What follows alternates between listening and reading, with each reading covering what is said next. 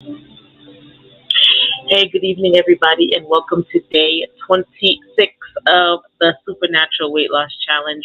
More days are gone in July than are left in this amazing month of miracles, of revelation, of divine insight, of awareness of ourselves, of just giving ourselves, our bodies, our minds, our spirits the time to rest, the time to sit, the time to process, because our bodies need that. I was just thinking that we're not robots, right? I was creating a post in my head. That's how they come. you know, we're not robots. We're not machines. That's what the pandemic taught me more than anything, that you're not a robot. You don't have to be perfect all the time. You don't have to run yourself into the ground all the time. You can take the time to breathe, to sit. You can take the time to take a nap if you want. We are not robots. So our bodies, our minds, our spirits deserve to be given the rest and the relaxation. Good evening, Sister Ibnana. God bless you. They deserve to be given the rest that the physical human body needs. If we have a strenuous job, whether it's a remote job that we're looking at a computer all day, or a construction job that we're picking up heavy things all day, our bodies need rest, our minds need rest. So we want to make sure that we're still continuing to give our bodies, our souls, our minds rest. They deserve it. We deserve it. Some of us think that because of what we've done or where we've come from or the way we operated that we don't deserve rest. I just have to work. I have to go. I have to move. Some of that was ingrained in us, right, from older generations who literally worked themselves into the grave, but we don't hold on to that. Good evening, Sister Lee Nicole. God bless you. Love you so much. We don't have to do that anymore. We don't have to work ourselves into the grave. We are giving ourselves the chance to rest, to be in a state of Selah, reflective awareness and reflective times. So it is day 26. I can't believe it. We started the challenge on the first. It's so crazy that we would be finishing up this week. We're coming up on the last few days of this challenge. Whether you're just joining or been here from the beginning, we are depending on God, okay, to give us a supernatural weight loss in our bodies, our minds, our spirits, in our entire being. That if we put the natural, if we put that into the bowl, that He will throw His super into the bowl and stir it around and make a miracle, right? That's what we're focused on. That's what we're depending on. That's what we believe God for.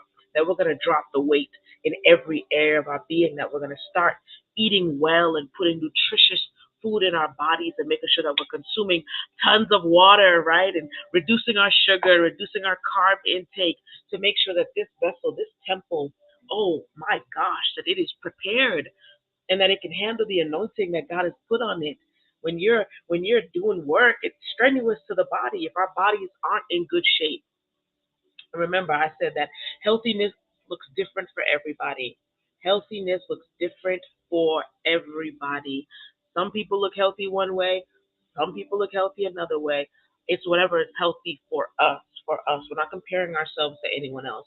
It's whatever is healthy for us. So we want to make sure that we're focused on what is healthy for us and what does health look like in regard to us. That's the goal. That's the road that we want to be on. Tailor made to us, right? For our mind, how do we find our Selah? How do we find our rest? What spaces or places? What do we need to listen to? What do we need to read? Where do we need to be? Do we need to leave our homes to get some rest? Wherever that place is, wherever that space is, we deserve it and we owe it to ourselves to find rest for our minds. Thoughts race around all the time. We think on things all the time. It's called ruminating. We think on it. We go and we think.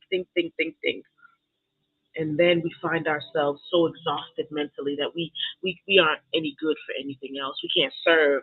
We can't be with our friends fully. We can't be with our family fully. We can't work fully because our minds are just filled to the brim. So the Selah allows us to relieve some of that pressure so that we can have a chance to process and think. And what weight has been put on our spirits? What access have we given to things that don't belong here in our spirit? What guilt, what shame are we still carrying that is weighing down? What pressure have we put on our own spirit that makes us not even be able to communicate with God? This is the goal of this entire month, to pinpoint the things that were weighing us down, not just in the physical, because it's often the things in the mental and the spiritual that then have the result on the physical. If we get our minds together and get our spirits in alignment with God, our bodies will follow. My mother told me that if your room is dirty, and I think I mentioned this before, if your room is messy, if there's things all over the place, that's how your mind looks. So if we get the mind together, everything else flows out and follows. It follows. It doesn't have a choice. If our mind is clear, then everything else is going to be clear with us. So that's what we'll talk about for day 26. I won't be before you long. I've said that every day. I've stuck true to my word. I didn't preach any sermon. I didn't do any of that because this is just a quick word of encouragement, of accountability to those who are doing the challenge and to those who aren't. Just want to get on for a quick Tuesday encouragement.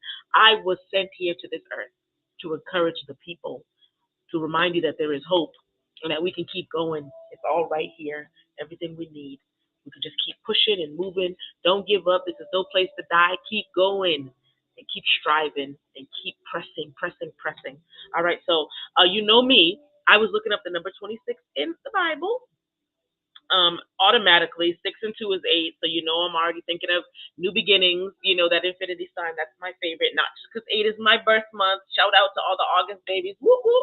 8 is my birth month, but 8 is such an amazing number. You know, it is that infinity sign. It represents so many things eternal that we don't even understand or recognize. And that new beginning, it represents one door, one chapter being closed. Ooh, and another one being wide open, only given by God. Hey, hey, First Lady Baker, how you doing? God bless you. Sorry, I was off my other screen. So, this is just where we are and what we're doing. So let me get the number 26 in the Bible, right? So it is really talking about like really the fall of man. It's talking about Genesis 1:26, and how we might think we know everything and we are so in one system and one way of doing things, right? We're stuck in the old traditions, old ways of doing things, old systems, old concepts, old mindsets. That's where we are. That's in the church, that's in the world, that's in our families. Let's talk about that. Let's talk about because my aunt thought this way, or my cousin, my sister, my brother, my mother, my father thought this way. That old way of thinking that is not working for anyone in my family. It's not working, but I'm still gonna do it because that's just what's been put on me. So today we're talking about out with the old to make room for the new. There's no way that the new can even come anywhere near our being because our hands are so full, our minds are so full, our spirits are so full of the old. That's what God told me. I'm just trying to tell you what He told me. I can't even give you the new because there's no space. Why? Because the old is crowding up everything. We have to get rid of the old way of doing things, the things that don't work. I could see if it was working, right? I'm not just one to change tradition just to change it because it needs a fresh facelift. If something's not working, that thing has to be changed, or we're going to be stuck in the same vicious cycles. I mean, it's cyclical. You just go around and around, and you do it, and your kids do it, and their kids do it. Someone has to break the cycle. Someone has to say, I want to be done with the old. I want to be done with the old, and I want to make room for the new. That's new relationships, that's new opportunities, that's new networking things, that's new mindsets, that's newer relationships with God, that's new revelation. All things new, but there's no space for the new. We're so full of the old. So on day 26, 6 plus 2 is 8, the new beginning. We're making room for the new. That's what I came on here to tell you. We're making room for the new. We were created to be new. Not to sit in like stale, stagnant waters and be happy and content with where we are. I'm not even talking about being overly ambitious. I'm just talking about not doing old things. That we have to be in the new. And that's the reality of it. So that's all I have. I want to encourage you. It is 8 o'clock where I am, right? It is still light where I am. Okay, I hope it's still light where you are too. Make sure you get your physical activity in today. I've been stretching so much and just toning and stretching and moving my body, moving my joints and ligaments. Make sure you get some good food in you. And most importantly, to me, make sure you get your Selah, that you rest, that you sit, that you allow your thoughts to process. We speed past our feelings and our emotions, and those things come back to hit us in the face like a boomerang. Don't speed past your emotions. If you feel something, feel it. You don't have to drown in it, just feel it. Sailors allow us to sit, to rest, to reflect, and to say, I'm going to take a moment to feel my feelings so that I can process this and move on. This is not going to be a stumbling block for me. I'm not going to trip over this feeling because I didn't process it. But I'm going to let it run its course so I can move on. That's what the sailor provides. Please, please gift yourself a sailor, whatever you have to do, and whatever space you need to go in. Make sure you get your good food, drink your water, and just be with God. Invite Him into your space. Have a deep, intimate time with Him, because that's what we're doing. We are moving the weight out of our lives, the excess weight, the things that no longer serve us. And what are we filling it with? Wisdom. So we are reading Proverbs 26 today. We've taken off the weight, we're removing it, we're making space for the new. If there is space there, we're going to fill it and cram it full of the wisdom of God. There's no better substance to fill those things that have been moved around with than the wisdom of God. I pray the wisdom of God over your life. Thank you for everyone who jumped on. Love you all so much.